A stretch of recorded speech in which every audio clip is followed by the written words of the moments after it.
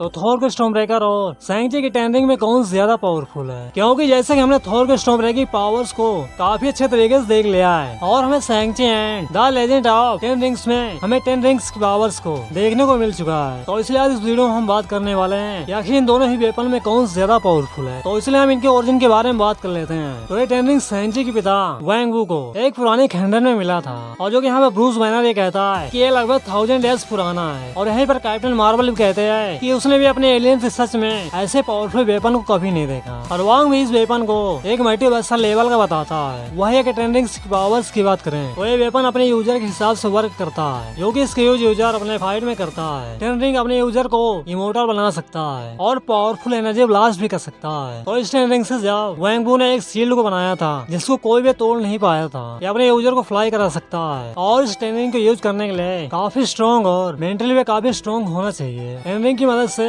किसी भी फोर्स को मैनिपुलेट किया जा सकता है। तो अगर बात करें स्टॉर्म ब्रेकर की तो ये थॉर का वेपन है, जो कि इस वेपन को स्पेशली थैनोस को मारने के लिए बनाया गया था। और जो कि स्टॉर्म ब्रेकर यमसो का मोस्ट पावरफुल वेपन में से एक है। और स्टॉर्म ब्रेकर जिस मेटल से बना है उस मेटल का नाम उरू है, जो कि मार्वल का मोस्ट पावरफुल मेटल है। जिससे थॉर ने ओरिजिन स्टोन की कंबाइंड पावर को भी टक्कर दे दिया था और इसके साथ ही थॉर ने थैनोस की छाती को भी चीर दिया था। और इस वेपन को लिफ्ट करने के लिए वर्दी होना काफी इम्पोर्टेंट है। जैसे थॉर और कैप्टन अमेरिका, इस वेपन से लाइटनिंग भी किया जा सकता है और इस वेपन से थॉर ने कई लोगों को मारा है और इसकी मदद से थॉर फ्लाई भी कर सकता है। और थॉर स्टॉर्म ब्रेकर की मदद से बाइफर्स्ट को समन करके कहीं भी टेलीपोर्ट हो सकता है। और जैसे कि हमने इन्फिनिटी वॉर मूवी में देखा था, जहाँ पर थॉर, रॉकेट और ग्रूट वकांडा में टेलीपोर्ट होते हैं। तो इन दोनों को पावर्स और एबिलिटी को जानने के बाद चलिए बात करते हैं कौन ज्यादा पावरफुल है। तो जहाँ पर थॉर ने इन्फिनिटी वॉर मूवी में कई आर्मीज को मारा है और वैसे ही वैंग वू ने काफी ज्यादा अमाउंट में आर्मीज को मारा है। और जहाँ पर थॉर स्पेसशिप को डिस्ट्रॉय कर चुका है, वही ट्रेनिंग के साथ ऐसा कुछ नहीं दिखाया गया है। तो जहाँ पर स्टॉर्म ब्रेकर के सामने इन्फिनिटी गाउंटलेट की पावर्स कुछ भी नहीं थे।